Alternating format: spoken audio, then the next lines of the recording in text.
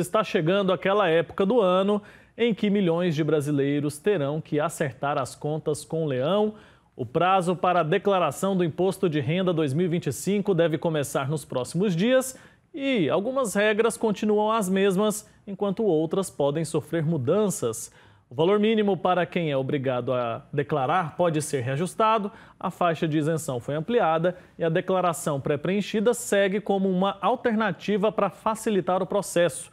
Para tirar todas as dúvidas e orientar quem precisa declarar, eu recebo hoje aqui no nosso estúdio a presidente do Conselho Regional de Contabilidade de Goiás, Açucena Rummel.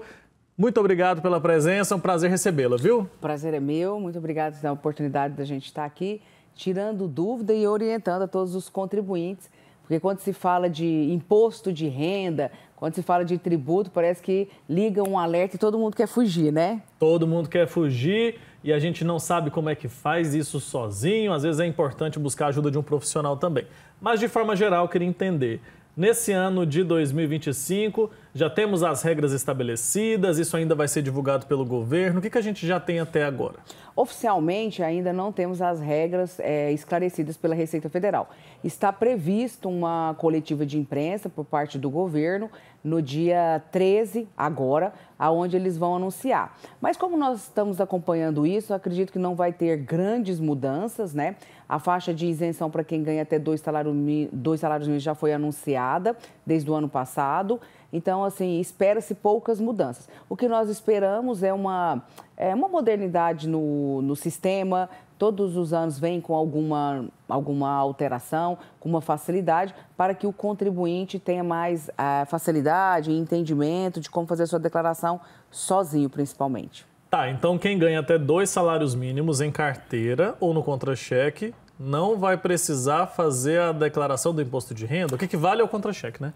Não necessariamente, por isso que a gente fala, é preciso observar todas as regras. Então, vamos lá, a maioria da população que ganha até 2 salários mínimos e que não tem um imposto descontado no seu contra-cheque, não necessariamente que ele não esteja obrigado, porque ele tem que verificar se ele tem, por exemplo, bens imóveis cuja a soma do patrimônio é acima de R$800 mil, se ele teve alguma operação de venda e ganho de capital que teve imposto retido, se ele teve aplicações na Bolsa de Valores. Então, ele tem que ver o rol de todas as obrigatoriedades e ver se ele tem que declarar ou não. E uma coisa que eu sempre falo, por exemplo, eu sou trabalhador, eu não desconta, eu ganho ali no limite, até 2 salários mínimos. Só que tem um percentual da população que quando ele recebe as férias, que você recebe o valor do seu salário acrescido de 1/3, ele tem um impostozinho retido, R$50, R$80, R$60. E muitas das vezes ele não está obrigado e ele não faz e esse dinheiro fica lá para o governo. Então, assim, a importância de você familiarizar com o sistema, principalmente quem tem uma fonte única de receita, que ele pode declarar e restituir esse valor que às vezes fica ali. E porque quando ele soma o salário, ele acha que não está obrigado, ele deixa para lá. Em muitos casos, né, a gente acha que é sempre negativo, né, fazer a declaração, mas às vezes é positivo, então, para o trabalhador, nesse sentido aí que você mencionou, né? Às vezes a pessoa tem até um dinheiro para restituir, mas não vai atrás e fica lá perdido. Sim, principalmente para quem é microempreendedor individual, que ele pode, nesse momento, trazer a receita, né, a renda da sua empresa para a sua declaração pessoa física e ali ter um documento, um comprovante fiscal dos seus rendimentos da pessoa física. Para que amanhã, se ele quiser pegar um empréstimo, fazer um financiamento ou até mesmo tirar um visto, ele tem um documento comprobatório das suas receitas na pessoa física. Então, é muito importante, eu sempre falo assim, gente, o imposto de renda é um ajuste. Então, não necessariamente você vai pagar imposto, você vai trazer o seu histórico financeiro, o seu histórico de patrimônio, que a Receita Federal já sabe. Às vezes as pessoas falam assim, eu não vou declarar. Eu falo, gente, hoje o fisco ele tem mecanismo para controlar tudo. Então, se você tem cartão de crédito, se você tem conta bancária, se você tem todo um movimento financeiro, a Receita já está acompanhando a sua vida. Então, não precisa você ter medo. Muitas das vezes, eu falo assim, as pessoas às vezes querem omitir e aí depois, no futuro, quando ela precisa, ela acaba pagando mais imposto. Eu trabalho sempre, Wilker, incentivando meus clientes na questão de você ter um planejamento financeiro anual. Você não precisa esperar o imposto de renda. Se você quer pagar menos impostos de forma legal, é preciso que você conheça da legislação e todas as suas transações você faça de forma legal para que quando chegue agora, você já tenha pago seus impostos e é somente um ajuste. Perfeito. Então vamos fazer um checklist aqui, especialmente para aquelas pessoas que nunca declararam, vão ter que declarar agora em 2025. Que tipo de documento já pode começar a ir juntando ali para facilitar o processo? Todos os comprovantes de rendimentos que já estão disponíveis desde o dia 28 de fevereiro pelos bancos, os empregadores já enviaram para os seus trabalhadores. Quem é aposentado, ele pode entrar no Meu INSS e também tirar os seus rendimentos de aposentadoria, que eu acho que hoje é um detalhe mais complicado para quem vai acessar pela senha Gov, porque às vezes o sistema está muita estabilidade, às vezes a pessoa acessou só o ano passado e esqueceu a senha. Então, o básico, os comprovantes de rendimento, né, para você poder fazer a declaração. E também pegar as despesas que podem ser dedutíveis, como as despesas médicas, as despesas dos dependentes, as despesas escolares. Então, tudo isso é o que o contribuinte já tem que estar de posse para começar a fazer essa declaração. Lembrando que quem declara primeiro é quem tem a restituir. Então, a gente tem essa experiência dos primeiros declarações enviadas, é quem tem a restituir, porque, como todo bom brasileiro, todo mundo está precisando de dinheiro, né? E é sempre bom, né? Receber um dinheirinho de volta ali.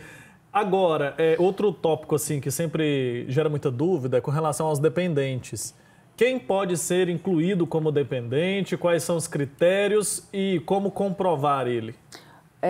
Os dependentes são as famílias, né? Os parentes de primeiro grau, os filhos. Lembrando que se o casal declara separado, o dependente tem que ir na declaração somente de um, tá? O pai e a mãe não podem declarar os filhos iguais, não.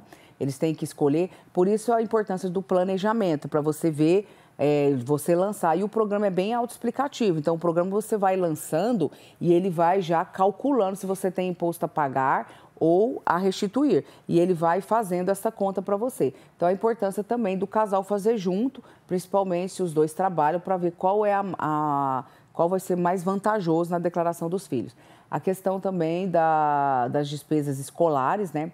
E eu sempre falo, quando você for declarar seu dependente, você tem que levar toda a renda dele também. Às vezes ele já está fazendo um estágio, ele já fez um trabalho remunerado, você também tem que incluir. Então, não pode ter nenhuma omissão de dados, que é um dos fatores que as pessoas mais caem na malha, é omissão de dados, quando ela traz o dependente e esquece de trazer a renda. Ah, eu quero declarar meu pai é meu dependente e tudo. Tem as possibilidades, tem que ver as regras, mas também tem que trazer também, principalmente, a renda desse dependente. Então, você pode declarar, desde que cumpra todas as regras da Receita Federal. Perfeito. E aquela pessoa que tem a carteira assinada e também tem o MEI? Essa pessoa precisa declarar 2 vezes? Como é que funciona? Olha, não necessariamente. Todo empresário, toda pessoa que tem uma empresa constituída, ela não é obrigada a declarar. Ela não é obrigada. Mas a gente sempre aconselha, principalmente o microempreendedor, a trazer a sua receita da sua empresa, porque rendimento dependendo o MEI, ele tem as particularidades, que ele faz a declaração da pessoa jurídica, uma parte é tributada, outra não. Quando você tem distribuição de lucro de empresa, essa parte é isenta de tributação. Então, é importante você ter um profissional da contabilidade, porque, por exemplo, esse dia um MEI me procurou que ele está querendo fazer um financiamento de um imóvel. E aí o banco falou que ele precisa comprovar a sua renda. Eu falei, então vamos trazer toda a sua receita da pessoa jurídica, vamos fazer os seus impostos de renda, fazer o imposto de renda da pessoa física e jurídica e comprovar no banco toda a sua renda, que aí vai facilitar o acesso ao seu crédito. É isso, então tem que organizar. É organização, né? Esse que é o problema. Às vezes a gente não consegue fazer a organização. Não é tão complicado. Quando a gente te escuta falar, parece até simples. É simples. Gente, não é difícil. Vou ressaltar aqui, planejamento. Planejamento. E é importante fazer isso o ano todo, né? Não deixar para fazer só na hora aqui de declarar, que vira aquela confusão. Muitas vezes a pessoa perde prazo ou cai na malha fina por conta disso. Muito. E acontece muito assim, as pessoas falam assim, Ah, eu vou cair na malha? Ah, vai acontecer isso? Eu falo assim, gente, depende. Por exemplo, às vezes as pessoas não querem declarar, mas compram um carro, compram uma casa. De onde vem a receita? Da onde que vem esse dinheiro? Igual você falou, a Receita está vendo, né? A Receita está vendo e ela vai te chamar para prestar esclarecimento. Lembrando que hoje o sistema é tão rápido que se nessas primeiras declarações já tiver alguma inconsistência, a Receita já coloca a sua declaração como pendente e aí você tem o prazo para retificar, para você confrontar os dados. E nós também temos a declaração pré-preenchida, que a declaração pré-preenchida é o que já consta na base da Receita Federal, aonde quando você baixa, você já vê ali tudo que a Receita já sabe da sua vida. Então, você confere os dados, né, e só baixa ela e transfere para a sua declaração. Pois é. Receita Federal tem incentivado muito essa declaração pré-preenchida. Queria que você explicasse para a gente melhor como ela funciona e se já está disponível para a gente já ir se antecipando. Já tem como baixar, já tem como entrar no sistema? Como que está isso? Não, ainda não. A gente acredita que a partir do dia 14, né? E por que que o imposto de renda, antes ele começava em fevereiro, e por que que ele foi agora para março? Justamente para dar prazo, porque as empresas elas têm que cumprir algumas obrigações acessórias para enviar informações para a Receita Federal. Tipo, a Admed, que é uma declaração das empresas que são da área da saúde, elas enviam para a Receita Federal todos os contribuintes que tiveram movimentação ali e que já estão na base de dados dele. Quem tem receita ou recebimento de aluguéis pelas imobiliárias também, os cartórios e todas as pessoas jurídicas, os empregadores também já informaram para a Receita Federal quanto que pagou para cada trabalhador. Então, está tudo ali. Os bancos informaram através da E-Financeira os saldos das contas. Então, você vê que cada dia que passa, a Receita ela cria mecanismo para ela confrontar dados. Não também para fiscalizar, mas para quê? Para que o contribuinte não caia na malha, para que o contribuinte não tenha problema. Então, você vai enviando. Eu até brinco muito, Will, porque daqui uns dias, e não muito distante, a Receita vai falar assim, tá aqui a sua declaração, confere e assina que está tudo pronto. Não seria nada ruim, né? A gente ter a possibilidade, claro, sempre de fazer ali o questionamento, né? Mas eles oferecendo os dados ali.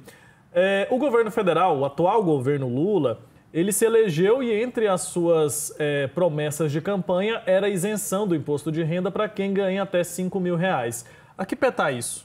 Olha, isso foi uma promessa de campanha que iria vigorar a partir do primeiro ano, mas que parece que quando eles sentaram e viram o orçamento, eles colocaram uma promessa de governo. Então, houve uma pequena atualização que passou-se para quem ganha até 2 salários mínimos. O governo, o ministro Haddad tem falado que o projeto de lei está indo para o Congresso, então nós temos que esperar chegar, tanto a Câmara dos Deputados e o Senado aprovar, para que isso comece a valer a partir do ano que vem, para a partir do ano que vem valendo a declaração de 26. Então, eu acredito que vai ser no final do governo. Perfeito. Sucena, muito obrigado, viu, pelo seu tempo, por esclarecer. O pessoal já vai se organizar aí, reúna a documentação, não perca tempo, não deixa para a última hora, porque pode te dar dor de cabeça, tá bom? Eu posso falar só uma coisinha? Diga. Lembrando que quem for destinar o seu imposto de renda, você pode fazer uma boa ação destinando parte do imposto devido para o Fundo da Criança, Adolescente e do Idoso. Então, você tem essa possibilidade de ajudar o Fundo Municipal da Criança, Adolescente e do Idoso, deixando o seu imposto dentro do seu município. É uma ação muito importante que ajuda diretamente o contribuinte. E que não custa, né? E que não custa. Em vez de você mandar lá para o governo federal, que você não sabe se vai voltar, deixe parte do seu imposto para ajudar quem está próximo de você. Perfeito. Tá dado o recado. Sucena, obrigado. Obrigadão. Até uma próxima, viu? Até mais.